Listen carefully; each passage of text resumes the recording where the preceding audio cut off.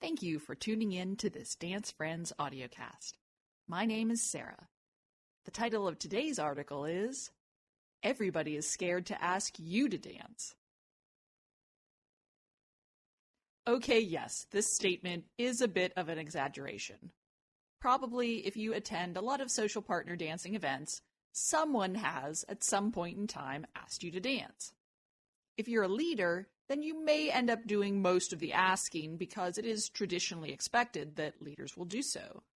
Or maybe you're one of the most friendly and gregarious people at every event you attend, and you're so busy going around the room asking other people to dance, so no one ever has a chance to ask you first.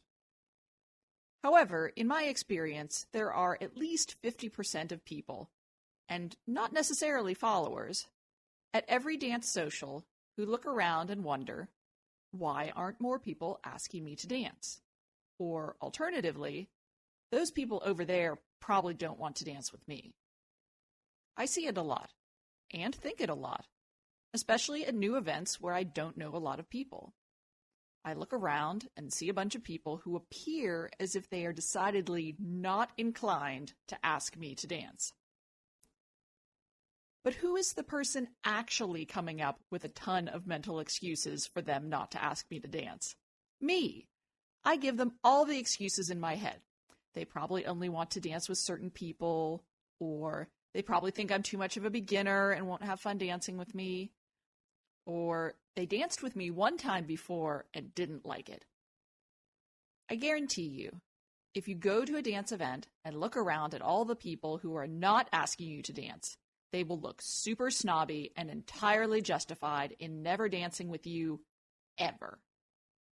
And yet, when I take the initiative to turn this dynamic on its head, something magical happens. I walk across the room, I ask one of these people to dance, they accept, and we dance together.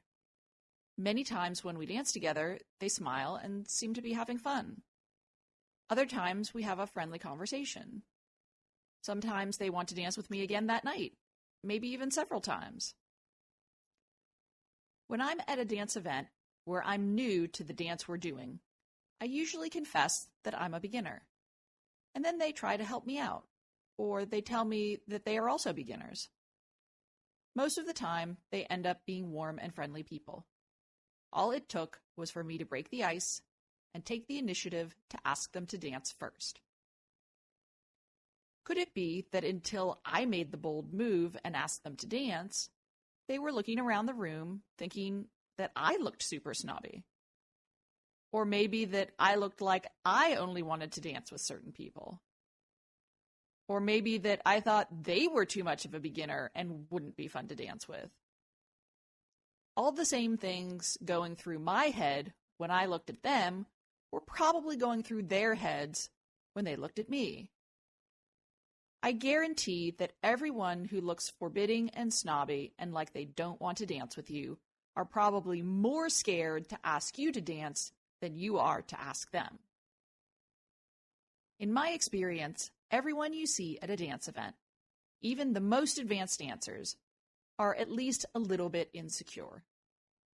They conjure up all sorts of reasons in their heads why certain people, or people in general, wouldn't want to dance with them. Back in my studio days, my beginner students would look at my silver level students with awe and praise. To my beginners, they looked like the be-all and end-all of social dancing. But those very same silver dancers complained to me about all the things they thought they did wrong. And when I told them how impressed my beginners were with their dancing, they were totally surprised. This happens in part because dedicated hobby dancers always want to improve their dancing. It's much easier to see what they're unhappy about in their dancing than to see why they are admired. As a result, many social dancers default to a self-critical mindset, and then they jump to the conclusion that other dancers think about them the same way. If I'm not happy with my dancing, then this potential partner will also not be happy with it and will probably not want to dance with me because of it. To a certain extent, self-critique is okay for driving self-improvement, but sometimes you have to leave it at the door when you attend a social. We all showed up for our first dance class, in most cases, wanting to learn to dance so that we could go out dancing. When we finally find ourselves in a social dance situation, we need to put most of the self-critique out of our minds and realize that everybody is there for the same reason we are, to enjoy a night of dancing. Obviously, if you don't yet know any styles of social partner dancing, you're going to have to learn a few basics. A good personal lesson teacher can help with that.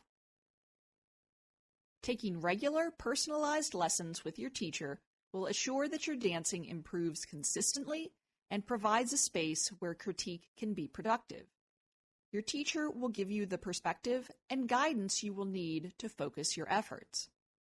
But once you show up at the social, you just have to embrace where you are in your dancing on that particular day and have fun. In my experience, when I make the effort to ask lots of strangers to dance, I end up having a much better time at any dance event. It's hard, I know. I'm an introvert, so I understand the reluctance. All the people who looked like they weren't interested in dancing with me at the beginning of the night turned out to be people who were pleasant and friendly and understanding, even when I messed up my steps. Why didn't they just ask me to dance first? I can only assume it's because they harbored the exact same fears that kept me doubting that anybody wanted to dance with me. Instead of standing around the edges of the room, assuming no one wants to dance with us, we should assume instead that everyone is scared to ask us unless we take the initiative of asking first. Because, to a certain extent, it's probably true.